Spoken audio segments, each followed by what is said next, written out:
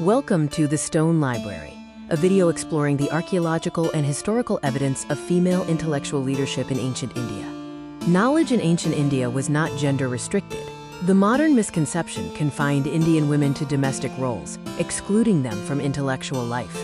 However, historical evidence reveals women served as philosophers, scientists, teachers, administrators, and warriors.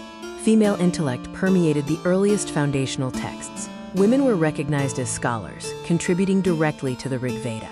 Figures like Gargi Vachaknavi and Maitreyi explored cosmology and authored discussions on metaphysics, proving women were knowledge creators. Physical evidence contradicts the myth of historical illiteracy. This statue, holding a stylus and palm leaf tablet, is a specific, symbolic representation of literate women acting as scholars, scribes, and recorders of royal edicts. Temples acted as visual documentation of an educated society. Carvings depict women as educators, scholars, and cultural leaders. Temple walls functioned like stone libraries, recording those who participated in public and intellectual life. Women drove advancements in the hard sciences. Lilavati inspired a famous mathematical treatise, and Kona was an ancient astronomer whose predictions are still utilized today. These fields were integrated disciplines practiced by highly trained female scholars. Governance and infrastructure were actively led by female sovereigns. Ahilyabai Holkar ruled for 30 years, executing sweeping economic reforms and overseeing construction. Rudrama Devi led armies, strengthened fortifications, and developed massive irrigation systems. Martial defense was a shared societal responsibility. Queens like Rani Abakachota, Velu Nachiyar, and Rani Durgavati employed strategic leadership and warfare. Stone carvings depict female figures holding weapons, proving defense training was institutionally recognized. These examples fall into three archetypes of female leadership: the intellectuals, the sovereigns, and the defenders. Evidence spans across foundational texts, temple carvings, architectural achievements, and military records. Economic and spiritual authority was highly institutionalized. Patronage inscriptions record women as administrators and major donors, funding education and civic activities. Historical records also show centers of cosmic science housed female yogini statues, with women serving as spiritual masters. The concept of women belonging exclusively to the domestic sphere is a historical anomaly. The original vision included thousands of years of intellectual, martial, and administrative inclusion, disrupted by centuries of geopolitical instability and foreign colonial influence. External disruptions choked access to public intellectual life. While the Vedic baseline encouraged women's participation, the period of invasions created extreme social insecurity. Protective practices limited women's public movement, contracting their participation to ensure physical survival. Colonial narratives later overwrote the indigenous historical record. The Victorian lens enforced strict domestic gender roles, projecting limitations onto Indian social structures. This narrative deliberately ignored centuries of physical stone evidence of female intellectual and martial leadership. The modern pursuit of female intellectual freedom is a return to the baseline. Ancient Indian civilization did not limit knowledge by gender. Restrictions seen later were defensive developments, not the original vision. When we read the stone libraries of antiquity, we uncover a society where intellect and capability were revered above all else, regardless of gender. This 19th century studio photograph represents a specific Victorian assumption that strict domestic confinement was the natural, traditional state of Indian women. British administrators weaponized this framing. By defining Indian society as historically backward, they established a moral justification for colonial intervention and continued rule. However, the primary physical and textual records from ancient India contradict this framing. Bypassing the rigid 19th century colonial filter reveals a completely different historical record preserved in ancient stone epigraphy and manuscripts. To establish a historical baseline, we will track female participation across three distinct vectors: epistemology, administration, and martial arts. This investigation relies on raw data, original Vedic manuscripts, medieval kingdom records, and physical temple carvings. Understanding the sociological status of Indian women requires setting aside Victorian-era narratives to analyze the primary data left in the civilization's own records.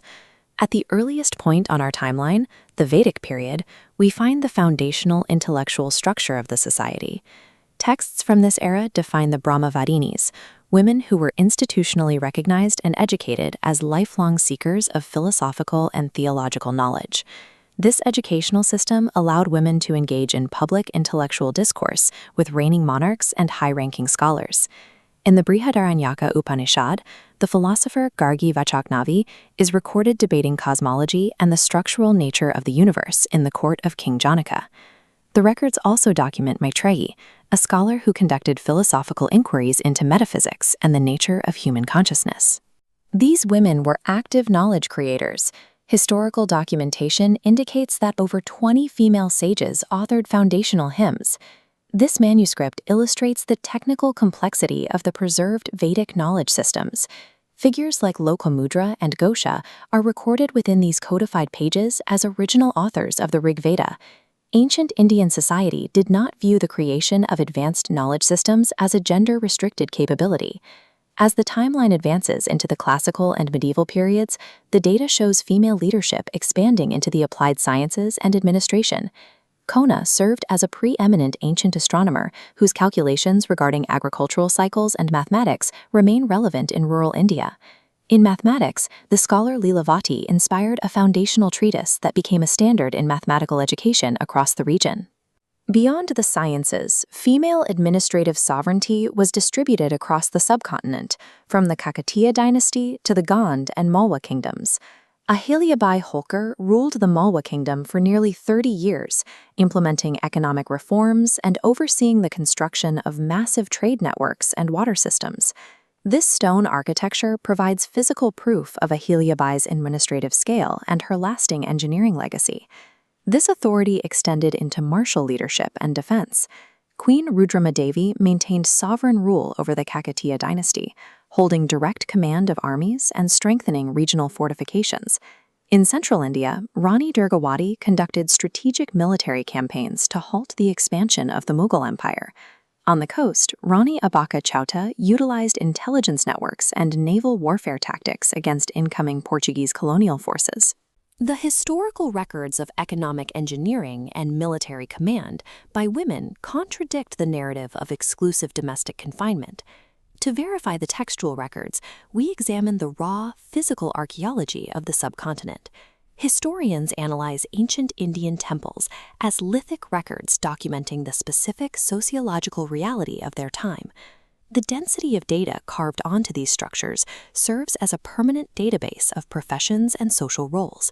This circular courtyard belongs to the Chausath Yogini Temple, which historical records identify as a center for studying astronomy and mathematics under female masters. These exterior walls feature Shilabalika sculptures, which depict educated courtly women fluent in the arts and cultural dynamics. The epigraphic evidence is specific. The Lekana Sundari carvings show a woman holding a stylus and writing on a palm leaf tablet.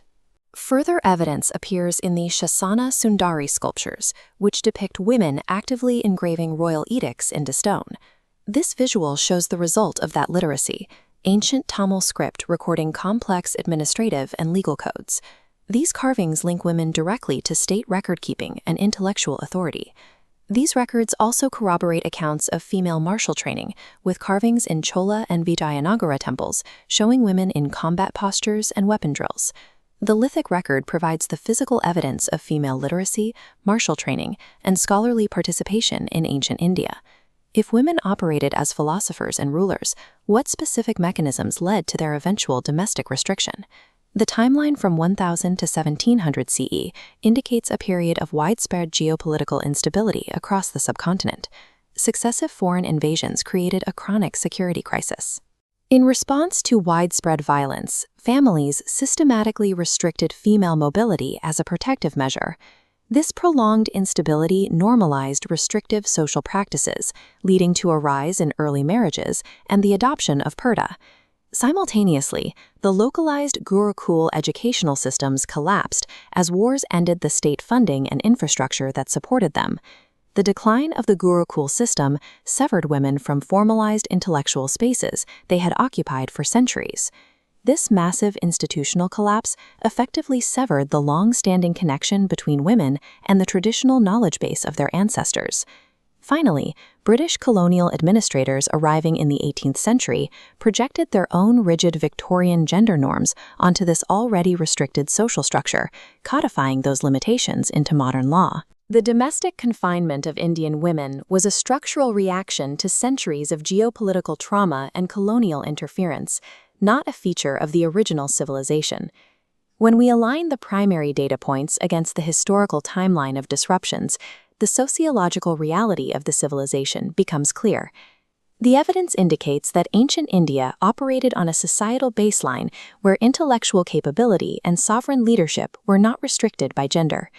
The modern perception of traditional Indian female restriction is a colonial-era projection that ignores thousands of years of recorded history.